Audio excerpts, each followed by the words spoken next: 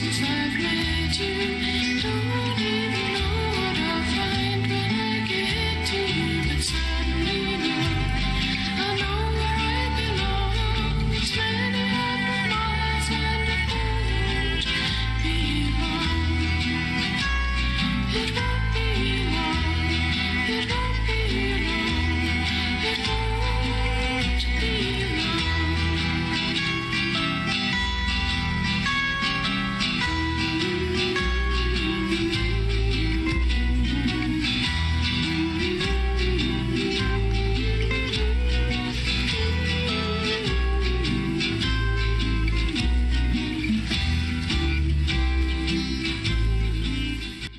Do you have family out of state? Uh-huh. Do you mind me asking where? Chicago. Chicago. I love Chicago. Okay, so I have a car out there. I want you to drive to Chicago, and I need you to stay there for about a year. Hi there, welcome to the Quarter to Three live stream of, it's part 2 of Request Wednesday. This game won the popular vote. It acquired a plurality of votes last time we had a drawing. So I live streamed it last Wednesday. Sorry I've been gone. I've missed you guys. Hope you've missed me. I just had a great time visiting a friend, Space Rumsfeld. His first name is Bruce. I don't want to out, I don't know if he wants his name popularized. Last name rhymes with Barrick. Visiting with him and a fellow named Eric and Bruce's lovely wife and some of his wife's friends came out. Just had a great weekend, great time with him. Did some dorking out playing video games. Portland's got lots of great places to eat that they took me to, and it was a grand time. But unfortunately, I missed streaming with you guys. So I'm going to make up for that with a part 2 of the winner of Request Wednesday. Now, I got a bit of a, a cough thing going, so I'm going to have to pause every now and then. Furthermore, I got to warn you guys. Did I mention my name is Tom Chick? I always forget that. I got a pie in the oven, not a euphemism. So in about an hour, I'm going to have to run. About a half hour. I'm going to have to run and take the pie out of the oven. So there will be a brief break while I do that. Normally, I can sustain 2 hours, 15 minutes, sometimes 2 hours and 30 minutes of straight video gaming. But I'm going to have to walk out of the room, get the pie out of the oven, and then come right back in. Thank you so much, Lord King of South Carolina, for those kind wishes. Here we go. Now, excuse me. Oh, hold on. All right, I'm back. I started a game earlier today because you guys saw the last live stream. It was more of the early game stuff. I played a bit, but a fair bit of fumbling around, learning. So I did start a game earlier today. I've got about 30 turns in. I kind of know what I'm doing with it. So what I'm going to do is continue from, I'd say it's pretty solidly, it's turn 30 and the game ends after turn 150 if you haven't already hit another victory condition. And then the winner's determined by score. So turn 30 technically isn't the mid-game. Mathematically, you might not call that the mid-game, but it feels very mid-game. The Lord King of Strategy Computations, it is a peach pie. I love pumpkin pie, and I also love peach cobbler. They're both tied for number 1 in my mind. And they're both technically pies, I think. I don't know the difference between pie and cobbler. So there's a peach pie in there. Yeah, Lord Kosk. High five. Christy Gaines, I'm not 34. That would be a great age. 34 would be awesome. Fred Uwe, how come he's never invited to my stream party? Fred Uwe, every live stream party I ever have, into perpetuity. It's a legal term. I invite you to. McMaster wants to know why I'm not playing Gladius with him. McMaster, one of the reasons I'm not playing Gladius with you is what this screen you're looking at right here. Planetfall is a lot like Gladius, and it is very much scratching my Gladius itch. Now, there's some great things in Gladius, and I love how that game expresses its Warhammer lore. But I'm really enjoying the lore on this, and I'm also really enjoying how this game isn't... I don't necessarily mean this in a negative way, but kind of. I'm really enjoying how this game isn't straitjacketed by any intellectual property or licensed lore. I like what Triumph Studios has done. Thank you very much, Chris Markinson. Markinson, nice to see you. Markinson, the I Am Mother. Okay, you know what? Sometimes we do the movie I do a movie podcast with a couple fellows named Christian Mondonsky and Kelly Wand. Normally, we're great about getting on time, and sometimes things go late, and I don't want to call anyone out. But here we go. We've hit 2 delays, and guess what? Even though I was out of town, I wasn't responsible for either one. The first delay, one of our podcasters forgot we were recording. The second delay, another one of our podcasters forgot we were recording. And in both times, it wasn't the same guy both times, and neither time was it me. So I'll let you triangulate there who's to blame for what.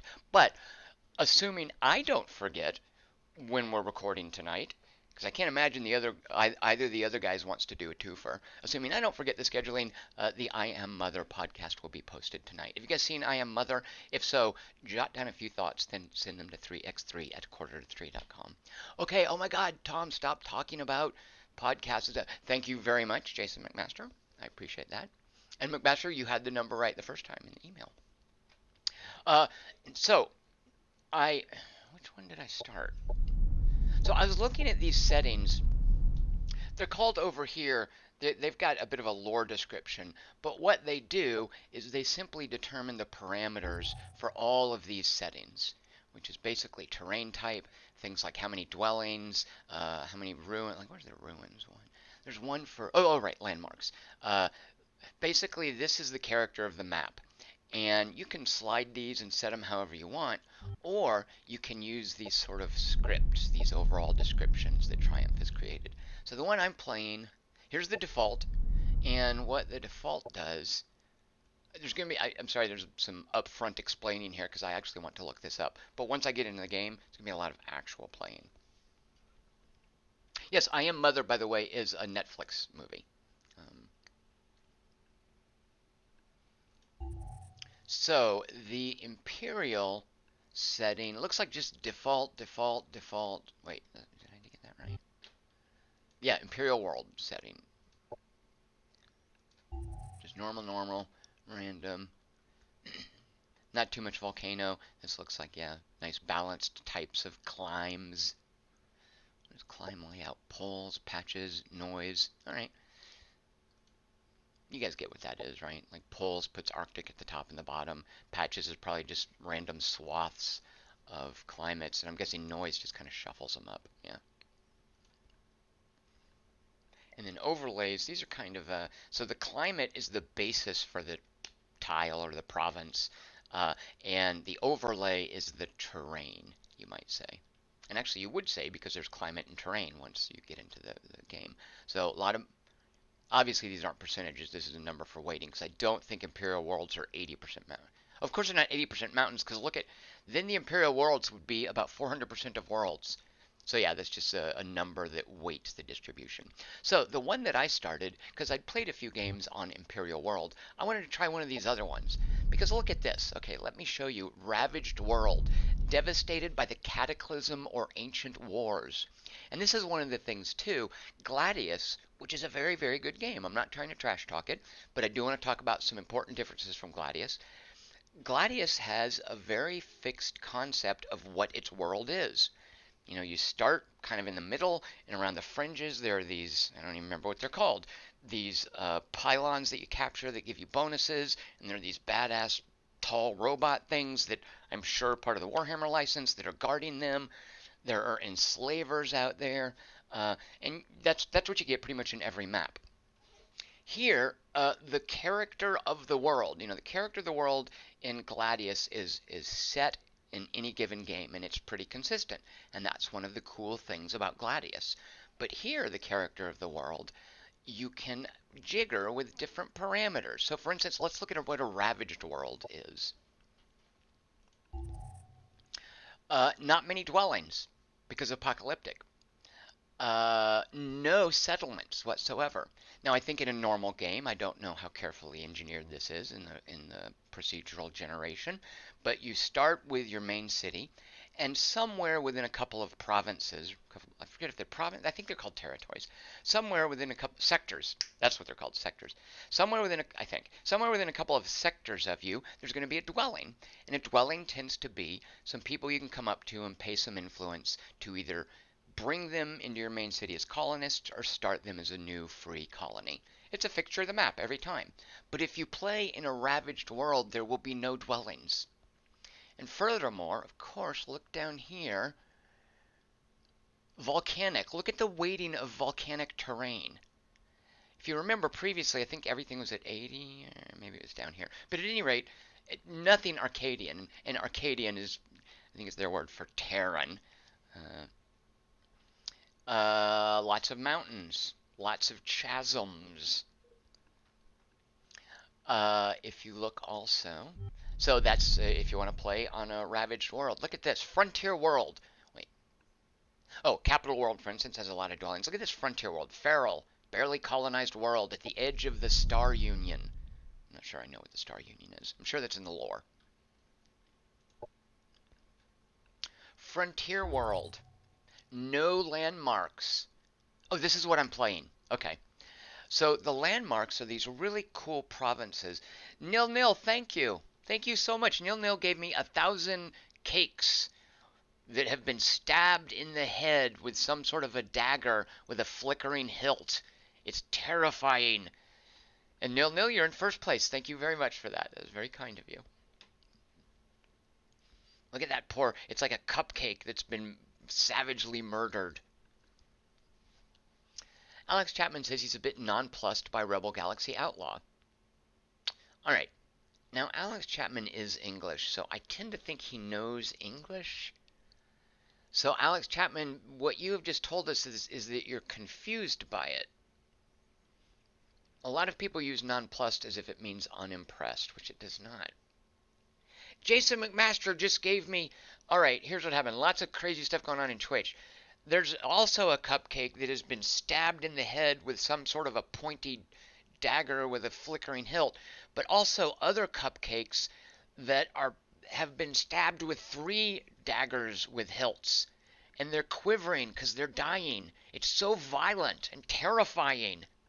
And now Jason McMaster, by the way, he's the first placer on Twitch. Thank you so much, McMaster. I'm going to go ahead and say that that cake is chocolate and those cupcakes, pumpkin cupcakes. Nil Nil, you'll always be on my own personal leaderboard. Nil Nil, when I say your name, I don't even know if I'm saying it right. I think of the character in Killing Eve, played by Jodie Comer. Alright, where were we? So... yeah, so this is the map that I'm going to load up. You guys will see I'm turn 30. I'm playing the Space Elves. They're Amazons in this game. I'm playing the Amazons here. And there are none of these landmarks, which are cool provinces, and they're rated bronze, silver, or gold, that when you incorporate them into one of your cities, give you some sort of really special bonus. Or build, a lot of them unlock a building you can build. And guess what? In a frontier world, none of these landmarks have been established. So there aren't any of them, which kind of sucks. Lots of dwellings, however. I say lots, I've only seen one. Not sure how I feel about that. No teleporters, because of course it's a frontier world. There's been no civilization here. Also, look, no roads. Pickups tend to be things like Imperial caches or crashed starships. It's a frontier world. Seems like a fair bit of fungus on a frontier world. Not much arid territory. Don't know what's up with that. At any rate, so I like the idea of these scripts giving maps different character based on the game's various procedural generation tools. The dwellings, the landmarks, the types of terrain and climates. It reminds me a bit of the maps in Age of Empires. Or I guess they did it first in...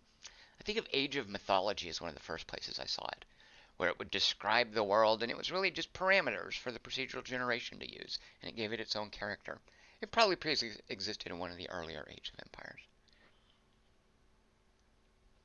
Alright, here we go. So I'm going to back up. This is turn 30. I forget what my world is called. I don't think it's called Tholian's Folly. It's also 6 enemy races, and I want to show you something cool that it did. And then I promise there's going to be actual playing. It's the quick save. So I just played one of the set. The character generation stuff in this game, I'm not... I mean, it's fine, but I don't think it is as hearty as some people. There just aren't as many options as I would have expected. And I guess I'm okay with that because there's so many other options in terms of how you create what type of faction you're playing. The hero that you roll up and her various powers and whatnot are relatively minor compared to the. Where can I show my overall screen? So I'm an Amazon, they're the space elves, and the secret tech is Cynumbra. And basically this is, and I mentioned this in the last live stream, it's kind of the equivalent of your race and class in Age of Wonders. But not quite, because now that I've looked at the tech tree more, and I'm sort of managing what I want more, the first time when you play a game like this and you mess with the tech tree, you're just kind of doing like a salad bar. Like you're working your way along it, and you're like, oh, okay, I'll have that. Oh, I'll have this one too. Oh, I'll have that one. Uh, Having played now more, I really appreciate the structure of the tech tree and the. Oh yeah, sorry, not Cynumbra, Psynumbra, no, because you get Psionics. Uh, the tech tree, the structure is there's a lot going on there, and I think that is where you really see some of the cool expressions of the races and the secret techs. So I don't mind so much that I don't have a whole bunch of different traits to give to a hero. And as a matter of fact, I don't even think I can see what I don't know where to see what her traits are. Like I realized at a certain point, and this is just one of the canned characters. I wanted to use the characters. I went with the name they gave her at Triumph. I realized at a certain point she's a kleptomaniac because you can see on my income she takes 10 points of energy every turn. And I just remembered reading the tooltip on kleptomania when I was highlighting each of her qualities. It says something like, yeah, she steals your money because she needs a retirement fund. It's kind of like the leaders in Tropico. So I don't know how I can find out what her other stats are. I looked around for a hero screen somewhere and I couldn't find it. Okay, I'm gonna do this thing where, oh, I'm gonna just someone describing his civilization game to you. Try not to do too much of this. The white stuff here, these are the Amazon. Oh yeah, I wanted to tell you about the cool thing this did with the races. So I didn't specify any races. I told it to do it randomly. And I can't imagine it just randomly shook out this way. Maybe it did. Uh, and so I assumed it was going to give me one of each of the 6 races or thereabout. What it did, and I don't know how intentional this is, I don't even know if it's actually what it did. There are 3 bug races here, and there's one other Amazon race.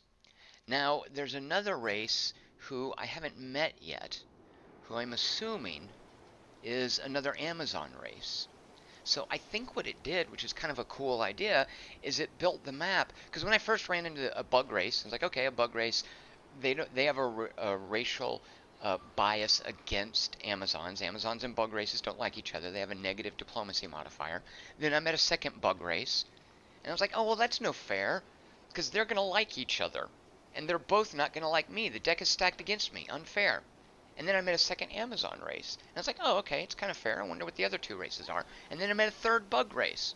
So I think what happened, and I don't know if it just fell out this way, and I don't even know if I'm right. I think what happened is it made 3 Amazons and 3 bugs. Now I didn't set it to do that, and I don't think it always does that. Maybe that's a setting. I don't know, and I certainly didn't set team games. All right, hold on. I have to take a drink.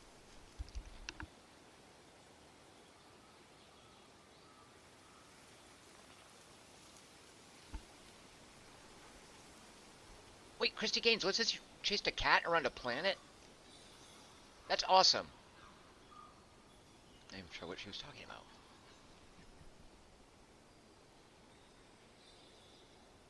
Oh, so Alex Chapman, let's see, what are you correct about being nonplussed?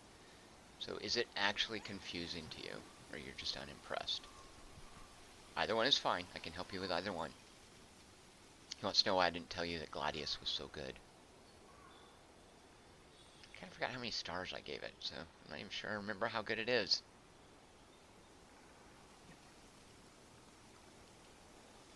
Alright. Hold on, I have to cough again.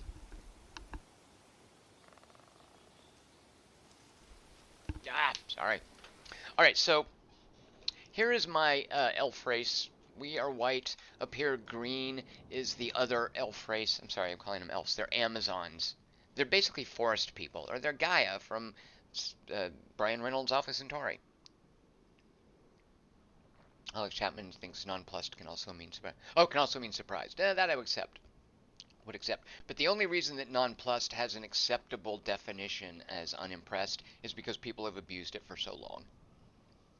It's also the same way that you can take literally to mean figuratively, which I like words. I don't do that. I like words the way they're meant to be used, not the way people screw them up.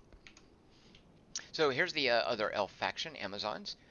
And I think the map script was, I think this would be continents, right? Here are two bug factions, and then here is the third bug faction. Let me zoom in so you can see on the mini-map here how it shakes out. Third bug faction up here. Basically, if we were to think of this as North America, the other Amazons would be on North America, I would be in South America. Over here would be Africa, shared between the green and the purple bugs. And, okay, now I'm really pushing it. Russia and Japan, I guess, is the darker green bugs. Here's another weird thing with the bugs. One of them is kind of into me. Excuse me. The purple guys, hold on, I have to cough again.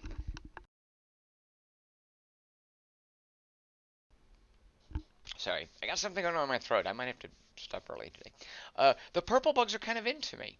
They don't seem to mind me so much. I'm not sure what's up with that.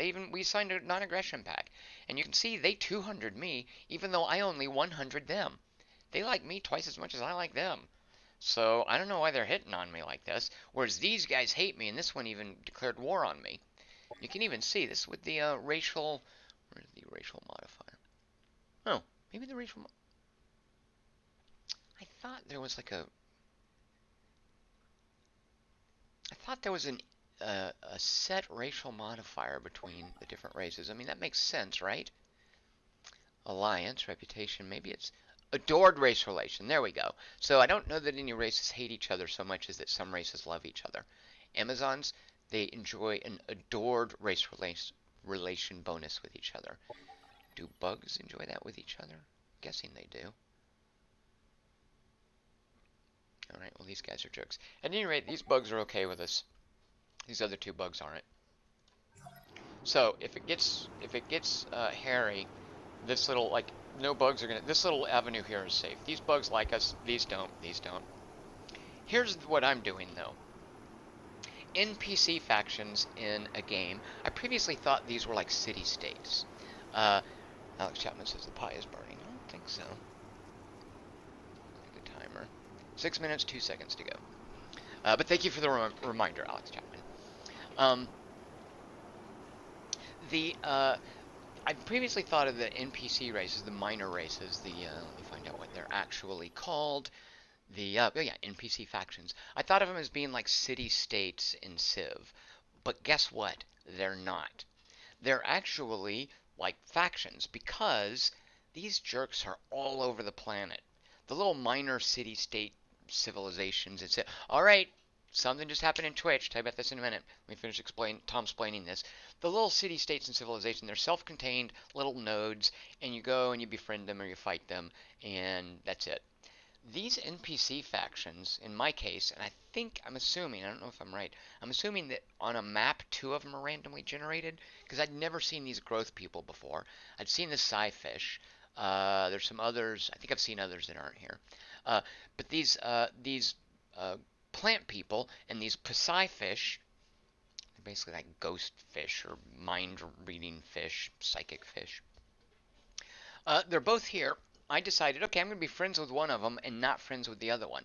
And that's kind of what the game wants you to do, because as you do missions for one faction, for one NPC faction, the other NPC faction, they're all like, we don't like when you do that. We don't like if you're nice to the other NPC faction. So I was like, okay, fine. I'm going to go with you plant people, because we're Amazons, we're elves, we're Gaians, we're environmentalists. I decided I'm going to go with these plant people, these freaky Psyfish. Screw those guys. I'm going to cuss for a minute real quick. Do you guys know the movie Adaptation? I'm going to quote Chris Cooper. I'm not saying this. Chris Cooper said this. So if there are any children in the room, don't blame me. Blame Chris Cooper. Actually blame Charlie Kaufman, who wrote Adaptation. I'm going to cite here's my feelings about these psychic fish people in this game. Fuck fish. All right, sorry, sorry, I apologize, but that's not, I didn't say that myself. That's just me quoting a movie. It's allowed.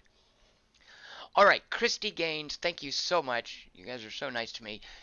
There now, Christy Gaines is in first place, Jason McMaster in second, Nil in third. Uh, if all three, that's quite the lovely scoreboard. You guys are all awesome, and your names all have little crowns on them, and it's beautiful, and it's as it should be. Let's see, we've still got 3 minutes and 24 seconds. And I promise after I've Tom explained a few things, I'm just going to get in here and just turns going to be going like that. Can you guys hear this? Like this is me snapping. Snap, snap, snap, snap, snap. It's going to be going left and right. Turns, turns, turns, turns. You'll see. Jason McMaster says F fish is his favorite line ever. It is quite the line. Also, the follow up to it, that's how much F fish. Like, that's the, yeah. It is a great line. Alright, so, is that all I was going to explain? I guess so. Yeah. Alright, oh, the tech tree. Should I show you guys the tech? Yeah. Alright, so the structure of the tech trees, I think I explained it a little bit, but I'm understanding it even more this time around. When you pick a race, each race, there are various damage types in the game. So really the reason I'm Tom's explaining is because I'm going to have to go get up and deal with the pie in a minute. So before I do that, uh, there are these types of damage in the game: kinetic, thermal, biochemical, arc, and psionic. There are 5 damage types. Each race specializes in 2 of the 5. And part of what that means is their military tech tree has a tech tree unique to that type of damage. And these tend to give you, I think, are they all just mods you can equip? Nope, there's a tactical op there. Oh yeah, they're tactical ops and mods. Let's see, what if we go all the way to the end? Yeah, just a badass mod, badass tactical op. And there's also this interplay of immunities and resistances and weaknesses in the game, which once you start to pay attention to it, and Triumph Studios knows they know how to get the most out of this. Actually, any good tactical game would know how to get the most of this. Once you start to pay attention to it, it comes with its own character. So, for instance, these Amazons that I'm playing here, I'm focusing mainly on biotoxic weaponry, uh, and mineral creatures are super vulnerable to it. So there are these things called, I think they're actually called chrysalids. They're like these stone crabs. They're amongst the neutral races in the game. Those things melt like butter underneath biotoxic weapons. Now the problem with the Psi fish, can I just say it one more time? I'm just gonna say it one more time, just because I enjoy the line so much, and I sincerely feel it. The problem with the Psi fish, fuck fish, is that they're ethereal, and ethereals are pretty much resistant to all damages, and that's not fair. So I decided, it was only after I decided I was gonna, I'll ally with the plants. By the way, plants vulnerable to thermal weapons, which are like lasers and whatnot. Uh, the plants were the plants. I decided I'm gonna be friends with them, and therefore enemies with the Psy fish. And whoops, they're the ones that have resistance to all damages. They also, these are jerks. They have mind control tricks. It's like those slavers in Gladius. Now, I will say one of the cool things about Gladius: Gladius doesn't break out into separate tactical combat. And you know what? Ultimately, I think I would prefer. I'm still enjoying a lot of the new in this and exploring the stuff that Triumph Studio. Oh, all right. Uh, I'm still enjoying a lot of the new in exploring it, but I think ultimately I prefer Gladius because Gladius doesn't have that whiplash sensation I get when there's tactical combat in a strategic game. I like how Gladius, all on the same map. You never get to opt out and say, nah, just do an auto combat. So ultimately, I think I would probably, in the longer term, prefer Gladius. Right now, this is the new hotness. All right, I'm so sorry to do this to you guys. I have to go take the pie out. I have to sprinkle some sugar on it, put it back in for 5 minutes. So I'll be gone for just a second, and then I'll come back, and then I'll have to go back out in 5 minutes. So hold on a second. Let me just do this. And do you guys know that series on Amazon? Oh my God, I just finished watching a series on Amazon. Oh, wait, hold on, because I just finished watching a series on Amazon that I thought was terrible, and I'll tell you about it when I get back. But in the meantime, this song is from a series on Amazon that I thought was wonderful. All right.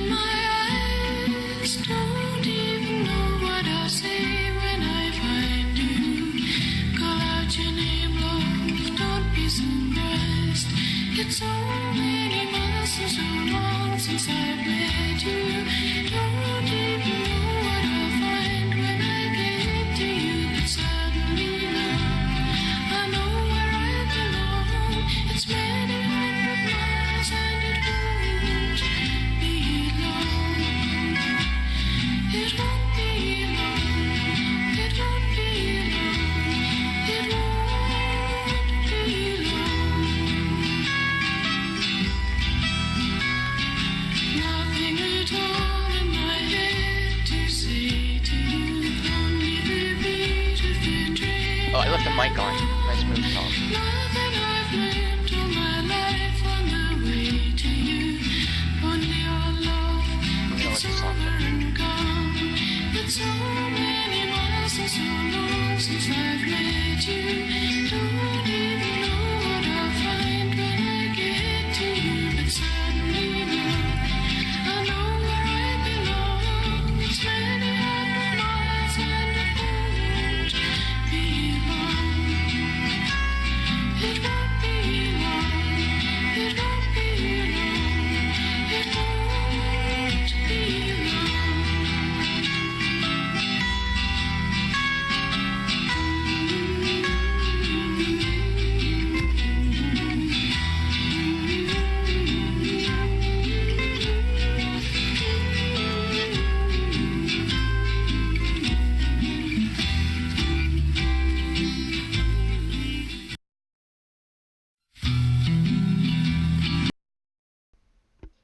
All right, I'm back, and guess what? I don't have to take the pie out of the oven in 5 minutes because Christian Minansky just got back and said he would do it for me. All right, so I'm here with you guys for the duration. Yay! All right, I just watched on Amazon Prime The Boys. Man, so let's see, you guys. I think some of you liked it. The Boys. Yeah, so it's a peach pie. Alex Chapman. If Tom is hating on the boy, Alex Chapman, how did you know? Am I that transparent? Wait, I have to cough.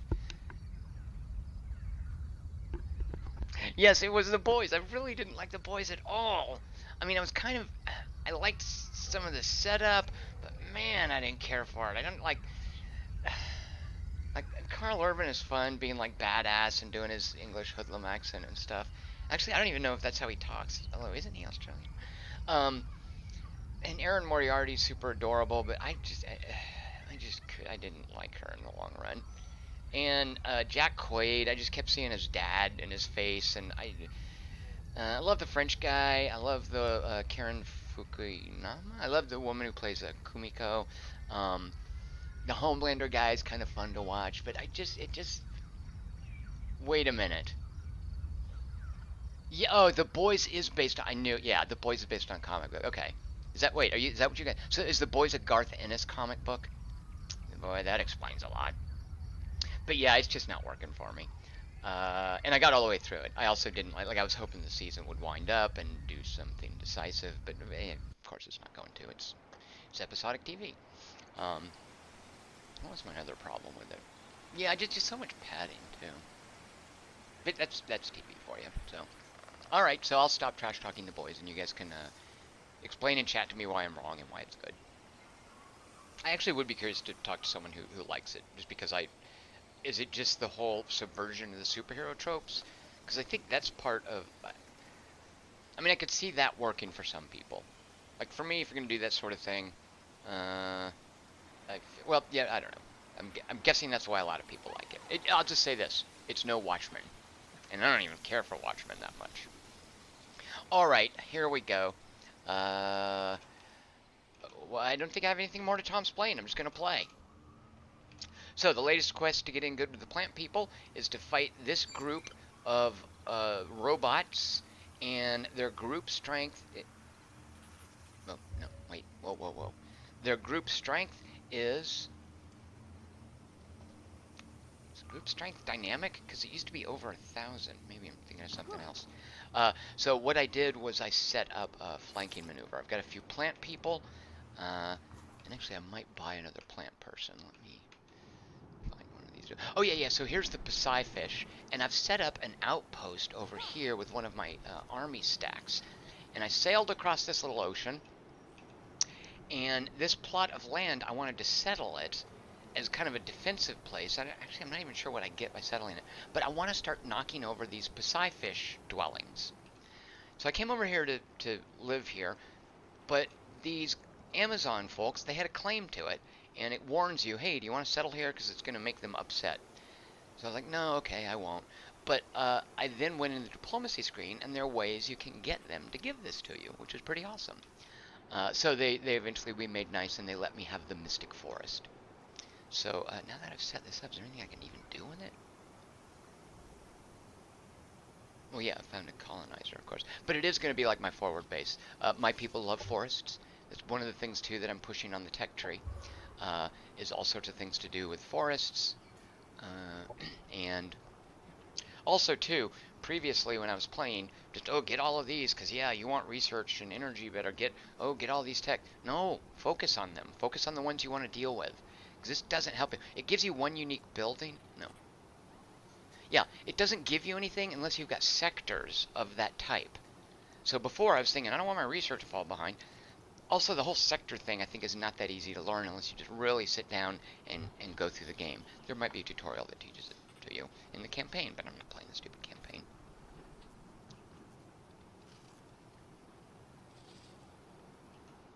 Alright. So, yeah, I've got this battle down here. Let's do a battle. I hope I don't screw it up and lose, because that would be embarrassing. Here's my main hero. Uh, she is my leader chick. She's riding this, what are these things called? Lancers, I think? Yeah, Lancer. You know what this makes me think of? Lancer? Have you guys seen Once Upon a Time in Hollywood? That Luke Perry scene? Uh, Alright, and she's kind of, I've kind of been wanted her, I've been trying to make her like melee, but it's kind of dangerous. The main units for, and Triumph Studios was so good with this in Age of Wonders, is making each factions or each race's units have some unique strength. So the basic units, they're called the core units for the Amazons, are huntresses. And the huntresses have bio arrows. And bio arrows are just, pretty much every core unit is going to have a starting weapon. Oh, look, they're barefoot. I love that too. You know what? Another game would give them high heels. How dumb would that be? But nope, these Amazons are barefoot, as they should be. Not wearing impractical footwear. Uh, the core units have unique weapons. And it's not just distinct weapon types. Actually, it's not just different damage types. In this case, the bio arrows are distinct because check this out. Ignores cover and unit penalties. Ignores cover? What? And yes, it ignores cover, which is awesome, because cover is a huge part of tactical combat in this game. And bio arrows, they don't care. Now, the drawback is their range is 5. So most of the firearms in the game have a range of 7, which means they, of course, outrange the arrows, but firearms are affected by cover. Alright, so let's go ahead and beat up these things. It's a low-risk battle. I don't know why I'm worrying. One of the reasons, yeah, well, I haven't seen this thing before. And this golem, I think, is a pretty big deal. Yeah, it's got 5 armor, 40 hit points. Okay, well, here we go.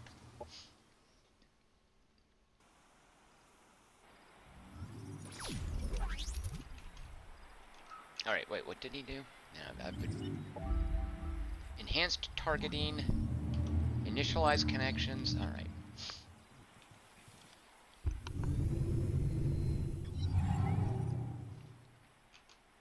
Look, they have a dune buggy. I don't think I've seen that before. So one of the things I've been doing too... Where are my flying bug people?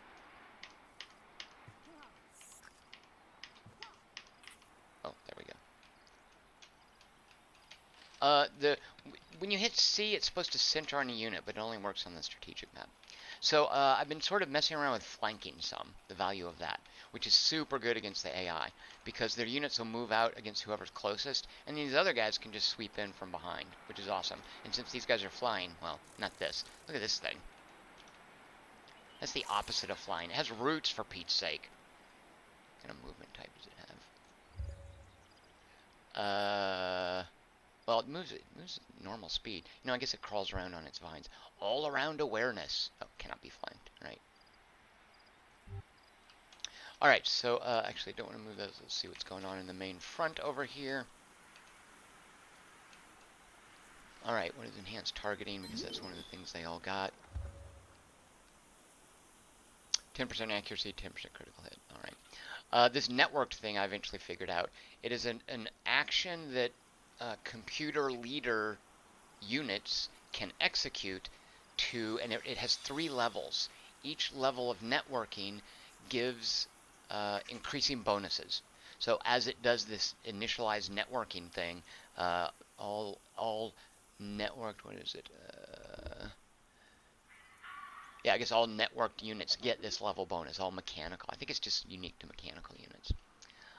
But, so this guy's got +10, he's got a +10 to hit, and a bonus to critical hits. What is he equipped with? Self-repair, alright, so this golem regenerates. Flash payload, so its explosive attacks can blind you. But are these explosive attacks? Of course they are, it's called bomb.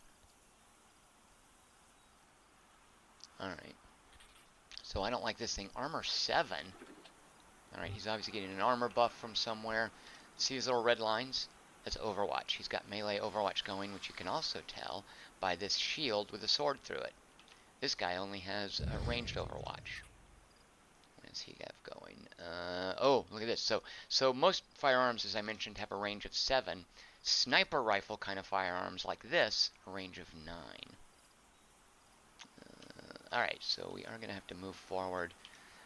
So this right here, this Arborian Sentinel is kind of my artillery. Actually, we want to get all of my huntresses up here. You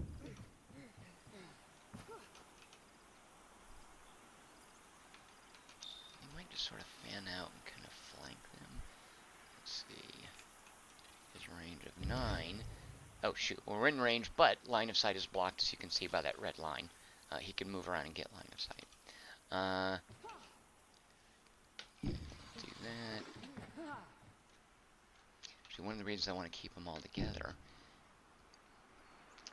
Here's a regular Lancer, who I think just has a range of 1. Okay, Laser Lance, which is single action. It's a range of 5. Okay, so here's my leader chick. She can do this smoke bomb to give, in a 1 hex radius, a defensive bonus. So we're just going to work our way around here and see if they keep coming towards us. I don't think they will, because we attacked them instead of them attacking us. And let's just run way over here and try to get some flanking going, which is also what we're going to do with our bug units. Across this chasm. What kind of range does this have? Alright, so down to this little fjord here, it's got Overwatch. So this will put him outside the range of the Overwatch.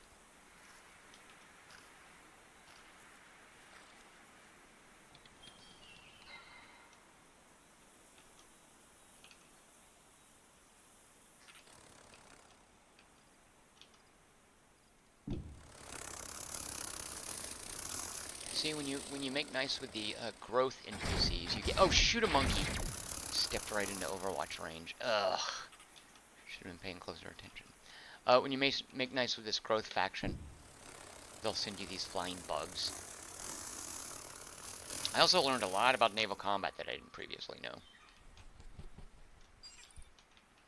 Alright, and I think that's it. Oh, that's actually not it. Oh gosh, these guys got hurt. Because I want to show you something else that my little mobile artillery thing does. This Arboreal Sentinel. This is free. It doesn't take any of his actions. He can put shielding. It's pretty good shielding, too. Yeah, 3 points of shielding on a unit. And let's give it to these guys. You can see there. Alright, then put... Oh, and he'll go to Overwatch. And I think he's the only guy with Overwatch. And have everybody hunker down, and end turn, see what they're going to do.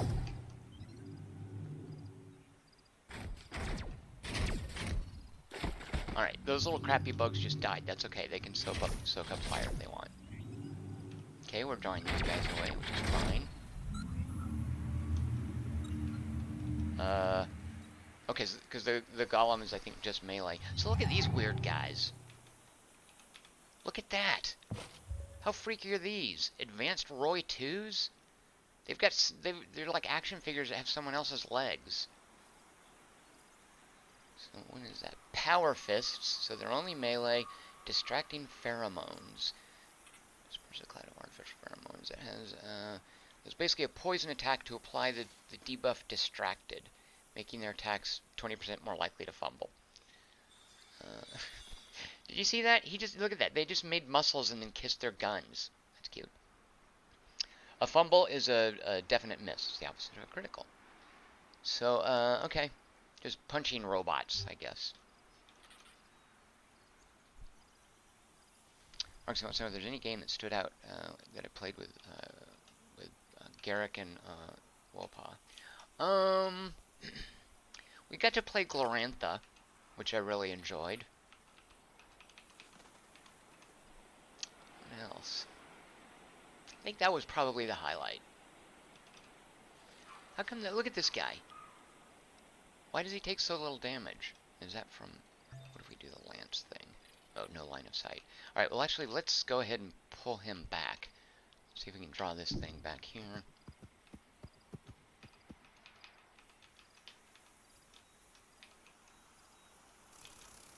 Alright, what is it? Actually, I haven't even used... This is the first time I've used these things in battle. Vine Slash, it is a melee attack. Spawn Vine Sprout. Oh, it's a summon unit. Okay. Summon unit will inherit any compatible mods that do not grant an active ability. Ah, need to mod these things. Alright, so if I go here... So I don't think I can attack... I don't think... Can a melee attack hit a flying unit? And I don't think they can. If I was a game designer, I wouldn't let them. Okay, so let's say this is a... Okay. So let's come out here. And let's see what these summon vine sprouts are. Whoops. No, no, no, no! Shoot! I misclicked. Undo. Alright. Ugh, so annoying.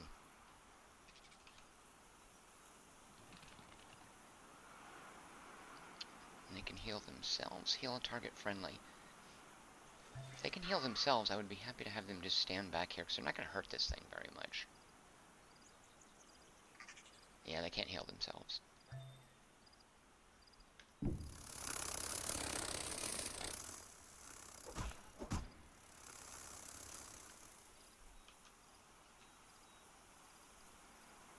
Eric Geithner, can you sting a robot? Eric Geithner, I just did.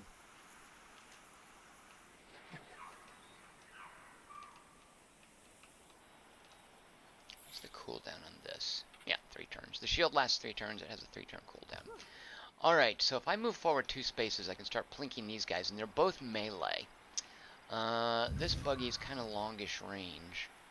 So I'd actually kind of like to work my way around here.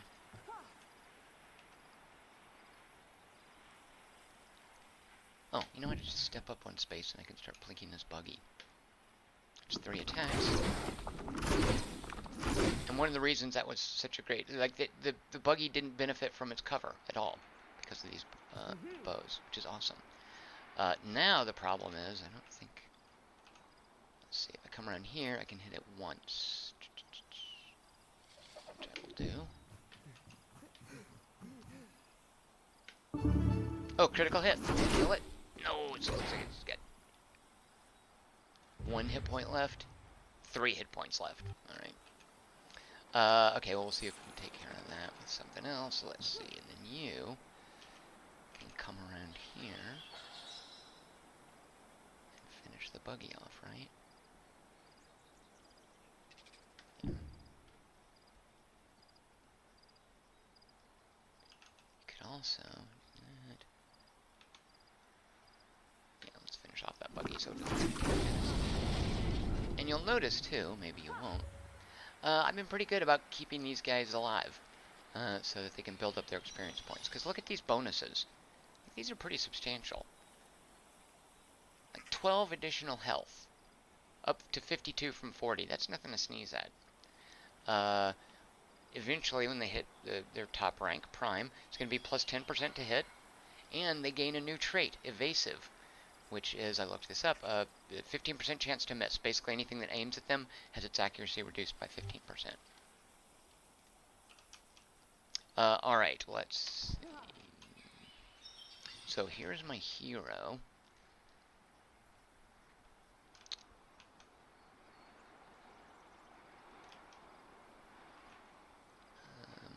Let's go ahead and come over here. Oh, I don't think I can. Oh, here's. Oh, yeah. Okay, so let's come over here. I don't know if anyone's going to attack me this round. I'm assuming these sentinels will come around. I'll just go ahead and pop smoke right here.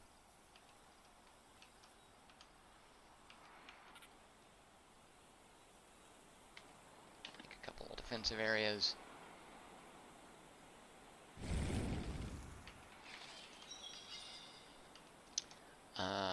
Bring this sentinel here. It'll get 2 attacks.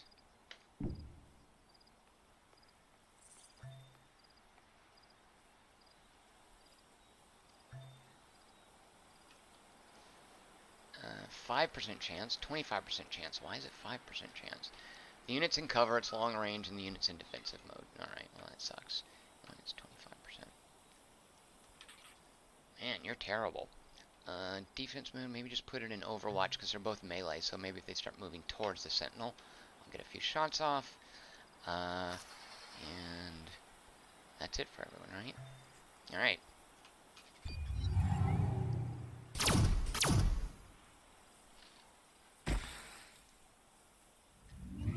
Did you see that? Distracted. The pheromones thing for this thing just worked. He just got a critical hit. That's uncool. You'll notice he fired at my hero instead of the guys in cover. Alright, those bugs are dead. At least my plants will live long enough to try that spawn vineling thing or whatever that was. Sprout vineling. Alright, let's sprout it and see what it does.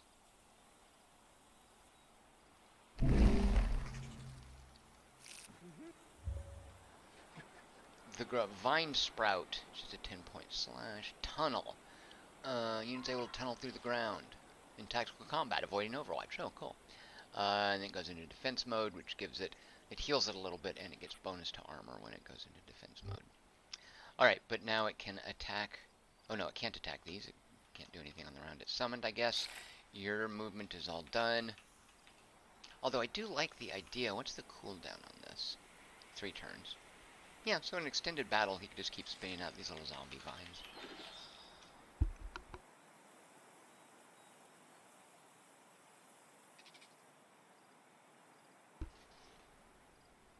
Alright.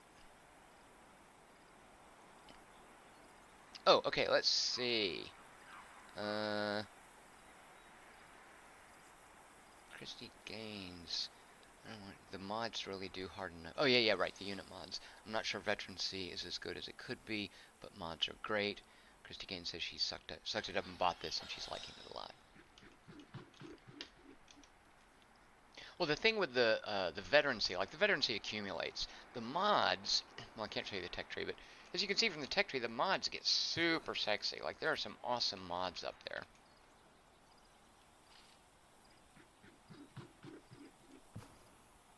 Alright, so I'm just going to come up here, and because cover doesn't matter, actually, you can just attack 3 attacks right now. 95% chance. Because look at that. They have the +5 from their unit rank. When they get to prime rank, it'll be +10. And each one will do 8 points of damage. So yeah, we don't even have to move. But we're going to, because I want... Oh, shoot. Let's see, can I move back? Yeah.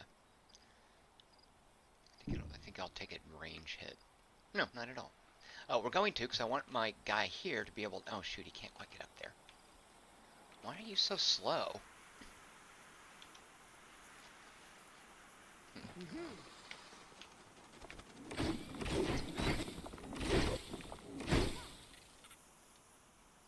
But if I use this little lance thing, if I come over here, I can use it. And I think the color changes based on your chance to hit. The lance will finish him off.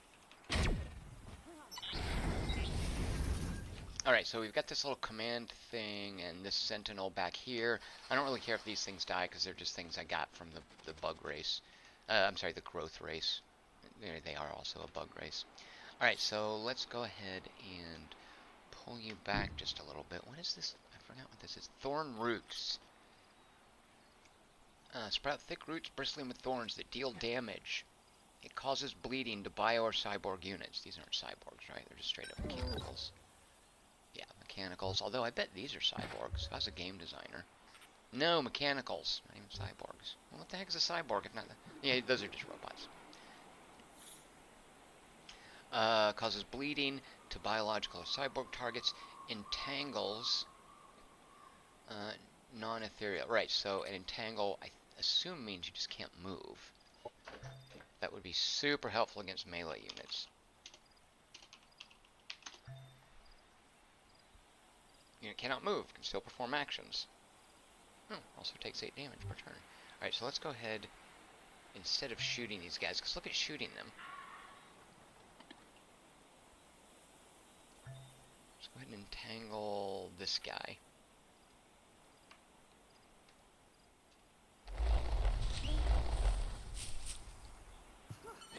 So he just straight up can't move, right? Why doesn't it say entangled? You better be entangled or I'm going to be mad. Wait, did he resist it? Let's see. Borean Sentinel uses thorn roots. The golem takes 4 damage. Alright. I don't see an entangled debuff here, which I don't like. Why is that not there? Sprout thick roots with thorns. Oh, it has a chance to apply. Well, why doesn't it show the roll? Because normally it shows resistance rolls when you apply effects. Only affects ground targets. Oh, shoot. Yeah, floating. Dagnabbit. Well, that's on me. Can't entangle. Alright. So, that wasted its turn. It better not die. Just kind of wanna...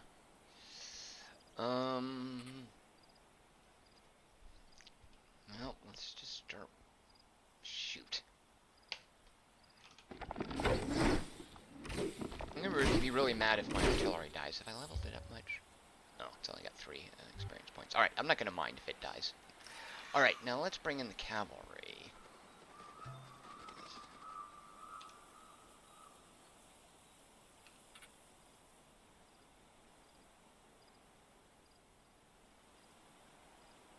So if I run up there, 12 damage. Okay, let's go ahead and use this.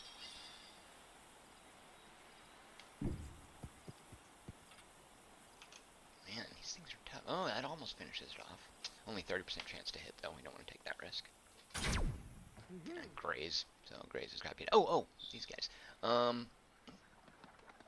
Yeah, we could finish these guys off. Look at that, 95% chance. I love those bio arrows. Haha, you robots are dead. And that's it. Alright, next round. Oh, yeah, I could have also been using these operations. Quit shooting my hero.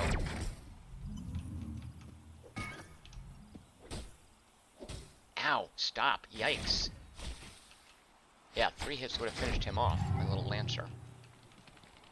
Alright, what's the deal with these plants back here? Mighty Thorn, so all you can do... Vine Slash... can dig, and it can go into defensive mode. Oh, look at there, it's going to finish it off. Why is it doing so much damage? I guess these things only have 22 hit points. The Vine Slash does 10. Alright. Yeah, that's awesome. Ah, you're dead. Oh. Oh, one of them missed. Alright, we'll come finish it off with this.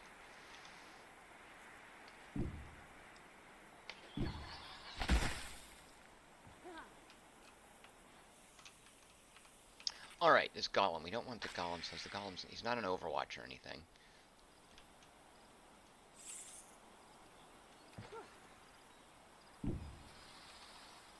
Three hits here, 95% chance to hit.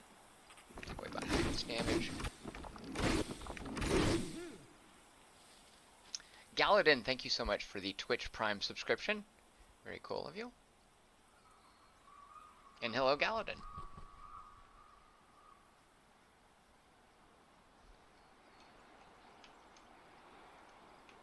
And then this guy can finish him off here, because remember, no line of sight penalties. Wait, what's that penalty? Oh, for long range.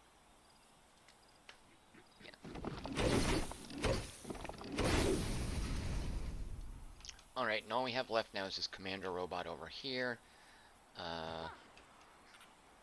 Which I'm just going to have him pull back.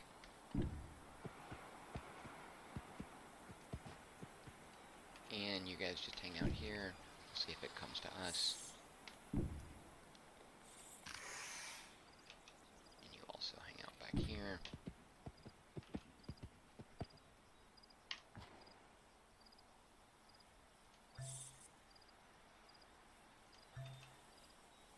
Oh yeah, we can move him up. He's not even hurt.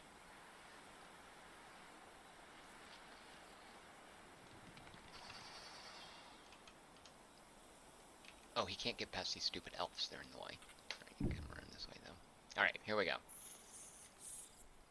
So, some bugs got killed in this battle. Big whoop. Christy Gaines, why do you think the elf faction doesn't look that great?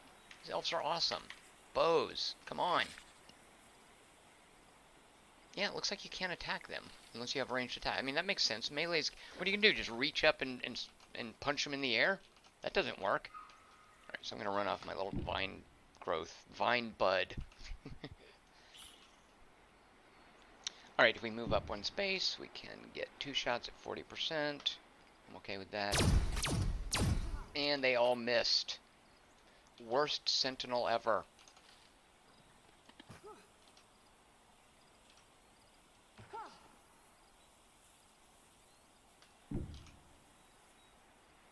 Around these huntresses.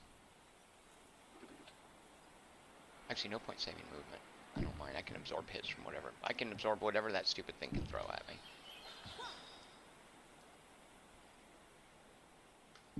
I say that, but I should probably just make sure. So, defense laser 11. Otherwise, yeah.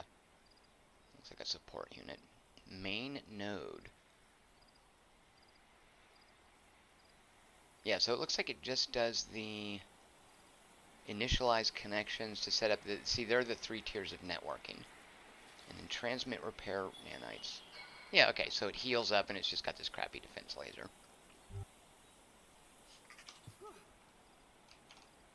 And then actually you guys just sit tight. No need to even get up there.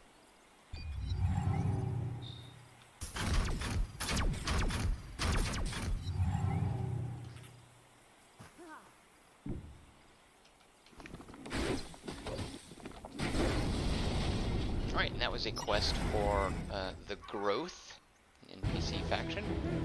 So we're going to be more buddies with them. So yeah, I lost these 2 weak, crappy flying bugs. Actually, the worker bee... Soldier bee, excuse me. The soldier bees, it looks like... So tier 2 skirmishers. It's kind of like their archer, I guess. And then this worker bee is a scout. So that I particularly didn't mind losing. Alright, our favor with them is 30. At 50, we move up to integration. So once we get 20 more points of favor with these dudes, I'll find out what integration is. And one of the ways we can move up favor is they'll routinely offer us missions. But as we buy stuff from them, we get favor. Why do you do that again?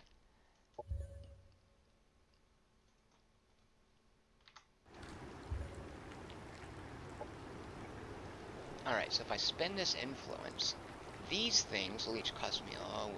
Oh, I guess integration just means you can buy badass stuff. These unit mods. Quest ownership, purchase ownership. Oh, you can buy their dwellings. Oh, that's cool. Seed cluster. Seed bomb, seed barrage, regenerative pollen deluge. Yikes, look at that. It's got a cosmite upkeep. Ouch. Man, that would hurt. It's a flowering node. Tier 3 elite. The bud is a tier 2 skirmisher. Pretty high energy upkeep. That's one of the things I'm realizing too in this second game is, and this is like Age of Wonders, these Triumph games are very much, and this is also how it reminds me of Gladius, based on just getting armies out there and supporting them and It's very army-centric rather than city-centric. Civilization games tend to be more focused on developing and running cities, and if you want to also do a military game, fine.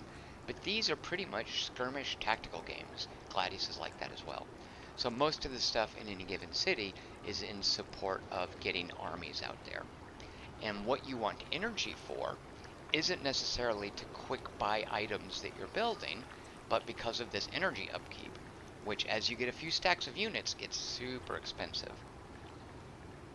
So you'll be forced to make dedicated energy cities, or at least build things in cities that give you energy to support your armies. There's no sense of like a tax or an upkeep to keep your citizens to build culture or anything like that. Alright, so do we want to buy maybe this flowering node? It uses up pretty much all of our influence, though, which I don't think I want to do. A second vine bud could be cool. Like, imagine just right off the beginning of battle making 2 of those vine sprouts. Okay, I'm going to wait and make sure there's nothing else I need to do with my influence. Oh, look. My reputation has changed to honorable. This little moon over here shows you that.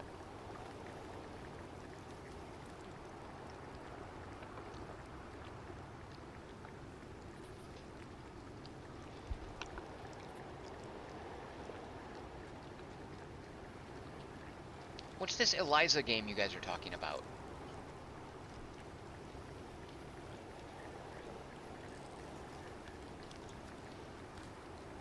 Oh yes, Galadin. Yes, we have a history as a Secret Santa history. Hold on, I gotta go over to Steam and find out what Eliza is. Store. Eliza.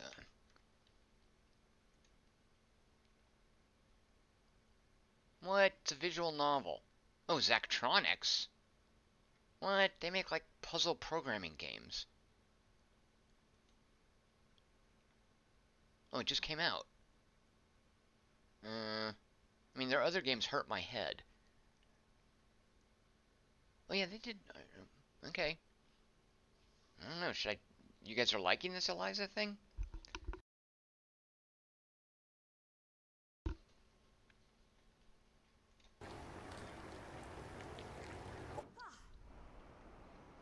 Alright, here's my main stack. And what you'll eventually do, and if you play Age of Wonders you know this, is you'll end up having combined arms in multiple stacks. Like moving groups of stacks together. So eventually I want her to be a whole bunch of lancers, to be like my cavalry stack. And then I've got another hero, this guy up here, who's my badass sniper. And I want him to lead my and he's badass snipers because he's got this awesome rifle, Venom Sniper. He started off with something called like a mind gun. What was that? Oh, Mind Shredder. And the Mind Shredder, when it gets a critical hit, will randomly apply something called either catatonic, insane, or panic. Panic, I think, means it just runs away and doesn't attack. Insane might mean it attacks a friendly, and catatonic is, I think it just stands there. So when you get a critical hit with a Mind Shredder, one of those 3 things is applied. So what I was doing with this guy was giving him skills, and unfortunately, I don't see where it shows that. It's got to somewhere. But I was giving him skills that buff his chances for getting a critical hit. And I don't see that that's represented anywhere, although I think it's got to be somewhere, right? Like, how can I... Oh, here's how I can look at what skills I got. Yeah, so I've got his Deadeye up to 3, which... I see, right. So each of the levels gives you 5% more accuracy and critical hit chance. So his critical hit is plus 15 to whatever the default is. Does the range specialist give it? Yeah. So, but then after I gave him that, I found this way better sniper rifle. Why do I think this is better? Oh, the range. Yeah, that Mind Shredder was cool, but, you know, it's only the regular firearms range of 7. I really like having a range of 9 and being able to just sit back and plink away at things.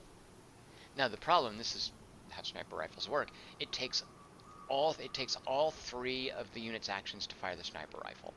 Whereas the Mind Shredder is just a regular gun. Whoops, I didn't mean to equip it. The Mind Shredder is just a regular gun, and you can shoot it 3 times. but I just like this guy being able to hang back. So eventually, he's going to have a bunch of huntresses working under him, and he'll probably go back to that mine shredder.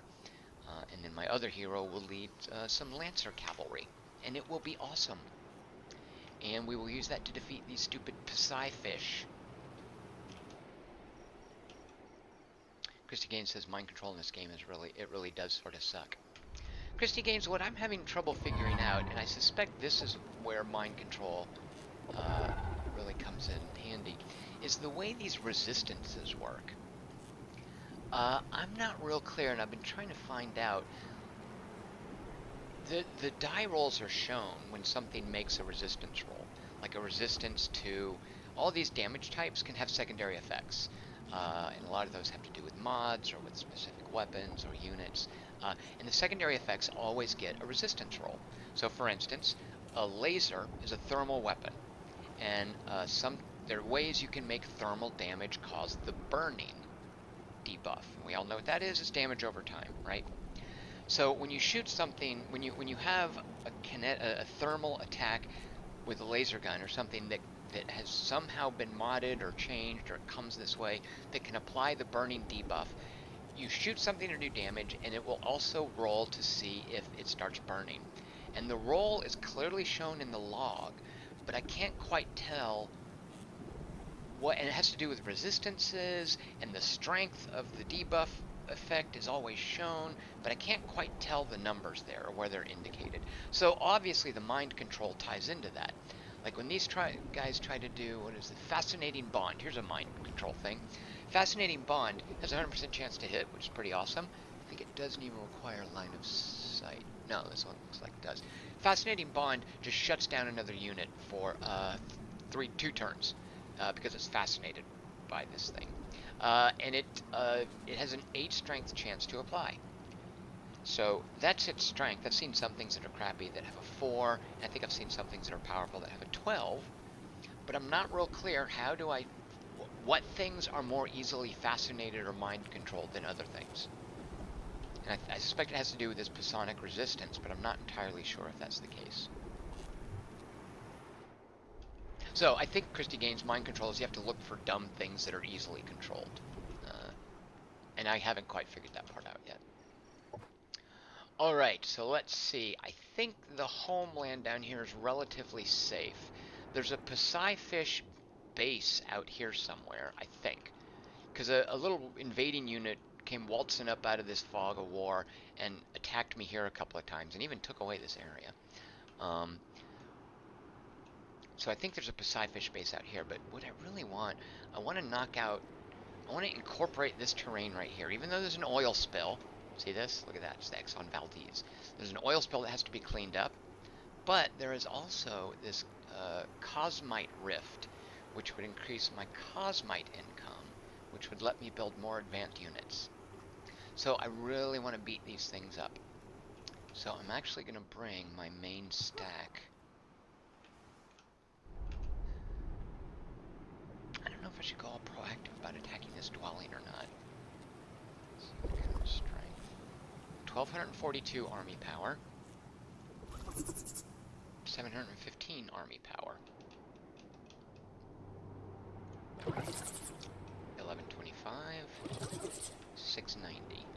So basically a badass stack and a middling stack in each area. You know what, I feel like I need to team up my 2 stacks. So, we're going to come up here and try to take out this Psy fish dwelling. We'll just give them...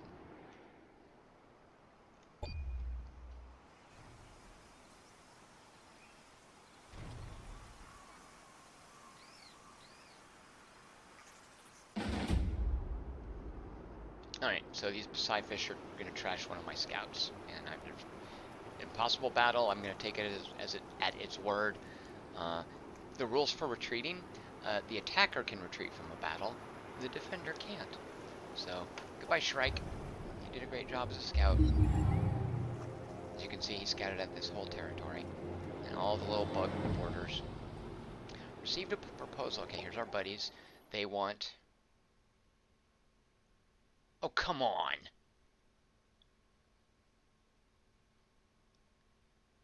This is the sector that I bought from them. And they're wanting to buy it back? No, I want to keep it. I need it. If I decline, I mean, I'm not going to... I don't remember what I gave him. I think I gave him money. No, you guys made this deal. No takebacks. Great. So is that going to be happening periodically? Is they going to want this back? Ugh. I was hoping to stay friends with them. Look at this developed sector. Wicked Bay.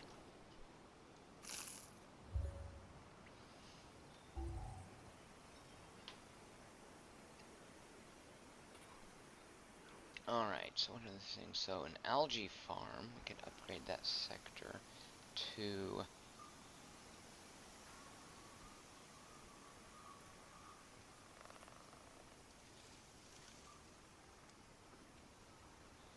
Oh, right. Do we want to upgrade it to make... Okay, I guess this is how water sectors work. You can upgrade them for food or research.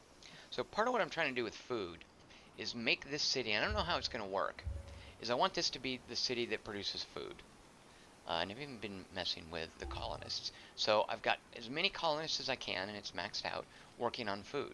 In my other cities, I have told all colonists to not make food. I said food is your last priority. Don't make any food. And they've still got some minor growth going. But what I'm hoping will happen is that eventually, like, when does food start, like, spilling out? What is this? Oh, food sharing? Oh, I have to tell it to... Alright. I guess I should have looked at these little drop-downs before. What if I go over here? Go to food sharing. And hit take. Take food shared by other colonies to accelerate growth in this colony. It's distributed among all taking colonies equally. Alright, all this time I could have been doing that, and I didn't. Yeah, so there's no food shared. Alright, so let's have all of these guys. Although, you know what? 11, you guys have your share. You don't need to be taking at this point. You've got plenty of people living there. Oh, you've also got plenty of happiness. Yeah, but you know what? Let's let the other cities catch up first. And then, you can take... Alright, whereas you guys...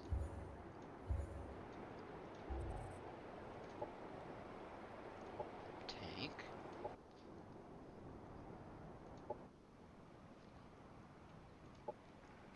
Share half. Oh, there are the numbers. So we'll lose 61, which is fine. What if I hit share all? Share all the surplus. Oh. So we're going to grow in 2 turns. Let's just share half at this point. Because we can still... Happiness is basically... I think the gating to growing your population is happiness. And of course feeding to a certain degree. And let's also have this fairly young colony take. Alright, so that's going to give them more growth, which is fine because I just shut this out the whole time. And you're not taking any because you're at 11. Alright, cool. This is growth. Food sharing plus 22. Sweet. Alright. Well, figured that out.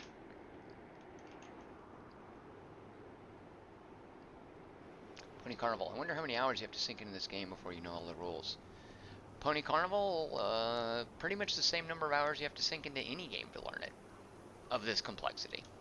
I mean, the time it takes to learn the rules of a game is directly related to its complexity. And this is a pretty intricate 4X.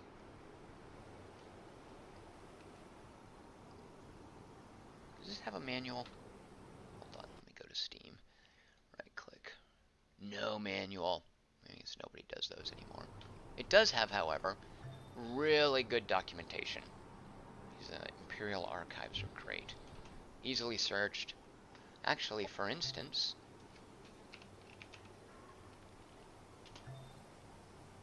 food sharing. That right there. I just never read this. I didn't look it up. So normally when you play a game, when I play a board game, and you can do this here, just go to game concepts. of stuff. Wow. Well, read all this. There's a lot of rules in the game. I don't know what else is there. Oh, text, operation. Oh, okay. Operations like spells, units, unit abilities, unit skills, planet location. Oh, right. Little locations, fancy things that you'll find. Oil spill. And then buildings. Yeah. So read these game concepts, and there's your manual. Alternatively, play the campaign. That's how video games work. Is hey, play the dumb campaign. Campaigns are tutorials.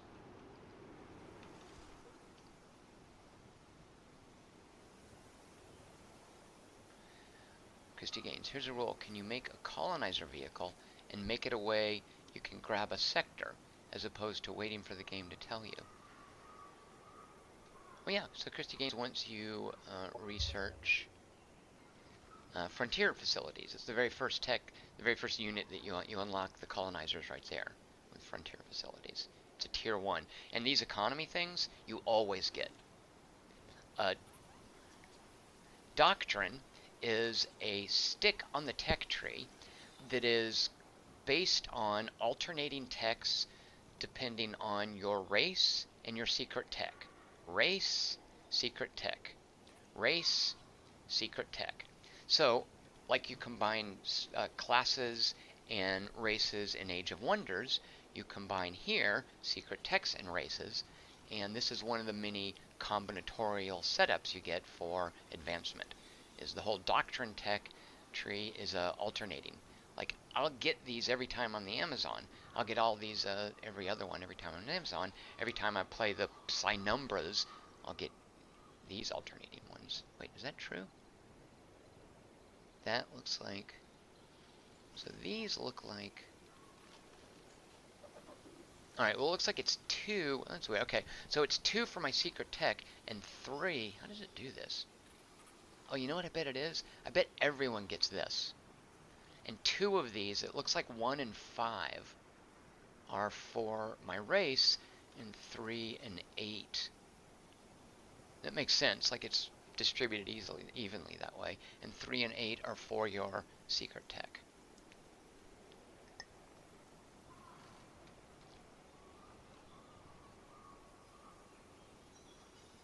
Christy Gaines. The tech tree does look very much alike in all classes. Christy Gaines, this structure is always the same. There will be a doctrine slot along the way. 3, actually 5. Hold on, I have to cough. The economy and operation slots are the same for every game. Like this, everybody has the same of those. Oh, wait, hold on, stupid mic. And then military, your race determines what 2 types of damage you can modify. And then, of course, this is strictly your race, and this is strictly your secret tech down here. But yeah, I think, I'm 99% sure there's no variation in these economy and operations parts of the society tech tree. Alright, okay, what is this? Doctrine enacted. Okay, so I just learned this. You can see I've got 2 out of 2 optional doctrines running. One of them is progressive cultivation, which makes me, I earn extra food based on Arcadian climate, which this area is lousy with. The invader, my units get plus 400 morale in battle against independent units. Now you might think, hey, what are independent units? Well, you go to the archives, you type in the word independent, and it pops up the entry on independent units. They're any unit that is not controlled by a player faction. So, the NPC factions, independent units. So if I'm going to be fighting Psyfish, which I plan to do, this right here means all my units in battle get plus 400. All my units get plus 400 morale, and they've already got really high morale. My dudes are just, in battle, they're downright ebullient. And why do you want high morale?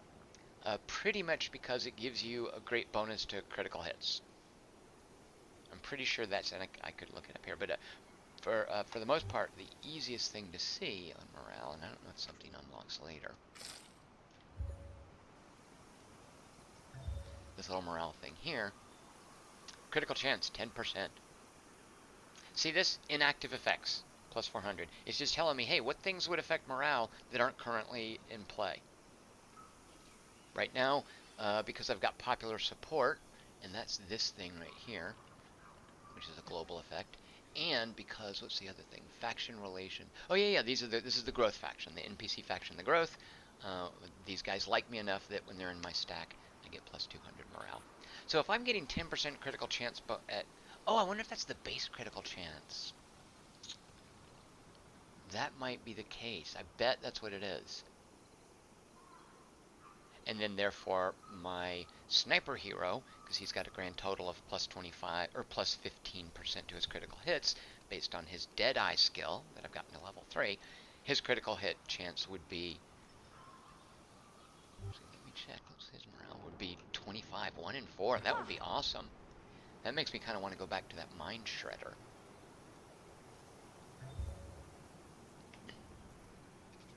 Yeah, look at that. Oh, he's got look at that forest affinity too, fighting in forest tiles. That's Amazonians for you. The Amazonians also get a doctrine. I think it's actually a strategic operation, not a doctrine. They get a strategic operation where they can turn territories. They can forest territories. So yeah, so it looks like his base critical chance is 10%, plus with 3 levels of Deadeye, another 15%. So 1 in 4 hit. Bad math. 1 in 4 hits with this guy's critical. Oh, that Mind Shredder is really tempting. But you know what? At this point, I'm too attached to the range of 9, the sniper. You know, I probably shouldn't be. And it's also, I mean, come on, this Venom Sniper, it's tier 2. The Mind Shredder's tier 3. It's obviously better. Why would you use a tier 2 gun when you could use a tier 3? I'm not going to change yet, but I will definitely consider it later. Especially since I'm just defending until I get another stack over here. Alright, which is what we're on our way to doing. Alright. Mono Furioso just gave me 1, 2, 3, 4, 5, 6, 7, 8, 9, 10. 10 they're cupcakes, but if you were to look at them, so the ones McMaster gave me had 3 daggers stuck in them. It seems like it took a lot to kill them. The ones that Mono Furioso gave me much more effectively killed with 1 dagger straight to the head with a flickering hilt. Who knows what's up with that? But thank you very much, Josh. That's very kind of you.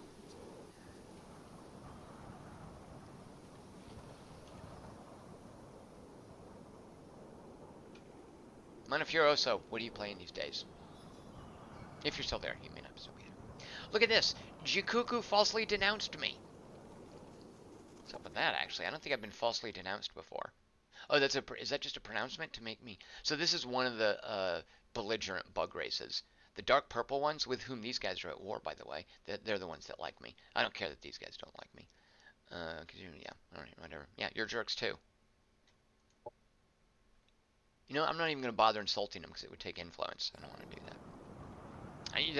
That's the best response to someone insulting you or trolling you. Ignore them. It'll drive them crazy.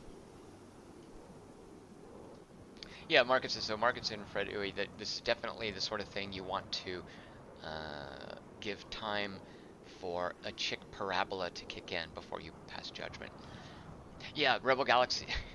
One of your also, I keep doing the same thing, calling it Rebel Galaxy Online. It's Rebel Galaxy Outlaw.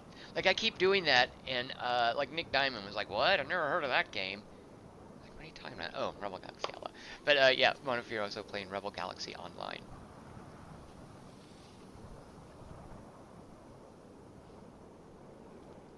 He says, "Oh yeah, I guess I wish it was online." Do you really though? Come on.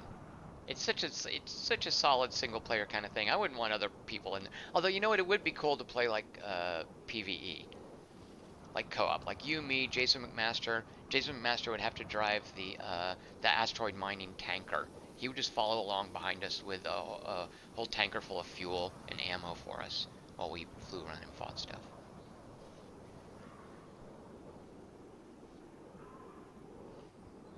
Alright, so we've got a huge morale bonus fighting the Psy fish. Yeah, he would also have to polish the ships. Right, exactly. Because the paint might fade. They might get space dust on them. Alright, energy exploitation in that city. And look at this. Wait, what is it? Oh, a happiness event production. So they were so happy, which, like I said, my people, they're downright ebullient. Look at all this happiness. They're happy and they're growing because they're being fed by Lysandriel's bountiful algae farms. Well, they're algae farms. What is this thing called again? Biodomes and let's get the name right. Bioengineered food and agricultural export centers. We got all kinds of crazy stuff going. Oh, okay. So we've got this. Oh, right. So that's the whole thing I was getting into before. I'm going to upgrade this as an algae farm, which will produce more food, which will be great because this whole thing is about pumping out food to the other cities. And we've still got other exploitations we can build. I guess we'll go with energy next.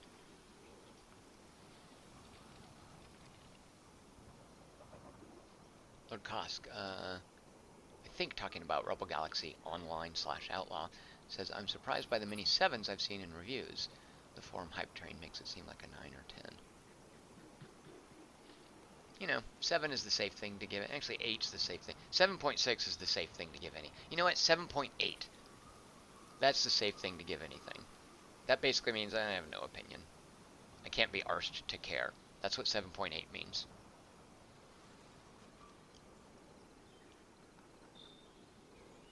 Ah, Christy Gaines says she thinks that the folks at Quarter to Three really like it versus the more widespread gaming journalism industry because Rebel Galaxy Outlaw is a smart game, and smart games get a bit of a buff on the forum. I think you might be right, Christy Gaines. I will go with that. And that is true, by the way. Like, there's so many little smart touches in Rebel Galaxy Outlaw that would be relatively easy to miss and think, this is just an arcade shooter. Like, just the way target selection and that follow function works is so smooth. Why aren't I playing that? Alright, okay, let's make things happen, and I'll stop drawing. Alright, you continue your movement. What else do we got? Let's continue scouting with these shrikes. Yeah, we're just trying to get the parameters on the evil green bug race. We're just sort of skirting around their borders. Checking out this other continent up here. Oh god, who's going to name their city that? Tixcorel. Yep, that sounds like a bug race, alright. Another Lancer, which we want to catch up here, because we're trying to make a group of Lancers for my main leader. And we'll just start, we'll just work your way up here.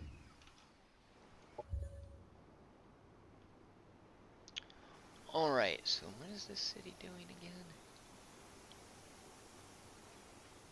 I think this is our research city. Right, happiness is fine. I thought we made these. Alright, well, the growth people want us to make photovoltaic panels. I thought we made those, but I guess we have not. Maybe I wasn't paying attention to that. Yeah, we've got 9 turns to make photovoltaic panels. Now, my best production, you can actually see, is over here in my production city, which is making the photovoltaic panels. Alright, we're already working on that. So no point doing that in the other cities.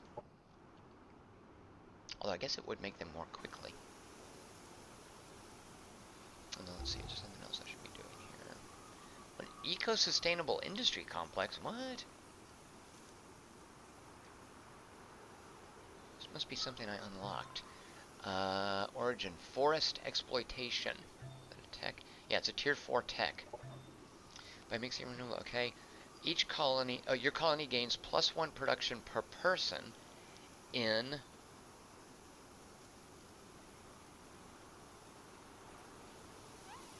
+1 per person for each forest sector within its domain.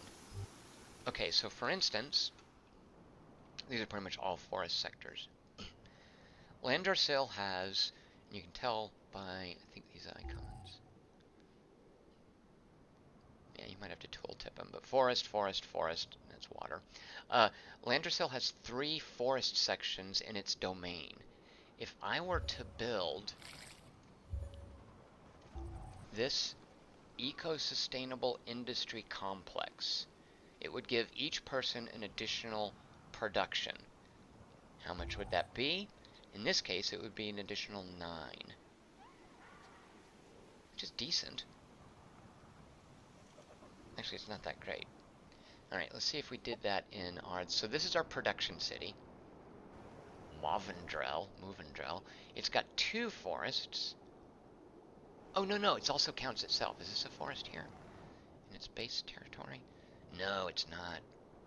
But I will eventually learn a skill where I can make it forests. So this would involve 2 additional. Now, here's the thing, and I love how you can specialize in this game.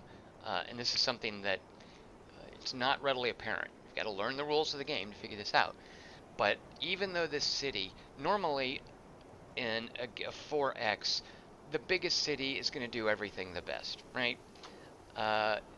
In here, the size of the city doesn't necessarily mean it's going to be the best at something. Because you can see here, my size 23 city, my capital, is making 95 production per turn. Whereas this thing, which is less than half the size, is making 145 production per turn because of the way the sectors work. And because of the way population control works. So here I've got 8 people working on production. Nobody's working on food, but we're still getting decent growth. We're going to grow in a turn because we're getting food from Lysandriel, our little food town. So if I build that eco-sustainable building, which I'll do as soon as I finish making the photovoltaic panels for the growth NPC faction, if I build that eco-sustainable industrial complex, let's go eco-sustainable industry complex here, I am going to get +2 for each of these guys, which is going to be +16 production. So I'll go from +145 to +161. So a city that's half the size gets nearly twice, well, gets a lot more, 50% more production, more than 50% more production than the city that's twice its size. And that's because of the way that specialization works in this game. And by the way, I think I could even make another sector. No, he's got... Yeah, okay. When we hit... Oh, yeah. So in one turn... Oh, this is great. Oh, sweet. I love when a plan comes together. In one turn, this city is going to grow, and it's going to be big enough to add a 4th sector. We will then assimilate the Clavian Forest, and then instead of being +16, the eco-sustainable industry complex will give us +24. Do I sound inordinately excited about production numbers? Well, I like strategy games, and that's a lot of strategy games, is making that sort of thing happen. Because when you first sit down to play this game, and you're just scooching units around and punching stuff, and watching, randomly growing cities without knowing what's going on, yeah, that's fun. But learning the rules, learning the system, and really learning to flex it, and to min-max the various details of these gameplay systems, that's really gratifying. So if I seem inordinately excited about production and eco-sustainable industry complexes, guilty as charged. Oh, God. Okay, and also my voice is totally about to go because I'm inordinately excited. So, wait, hold on, I have to cough. I am afraid I'm going to call it a night. On Friday, I would really like to live stream a game called Remnant, which is about to come out, but I don't know that... I've had some problems getting it running, and I don't know that the PR folks are going to be able to help me, so I might not be able to show you Remnant on Friday.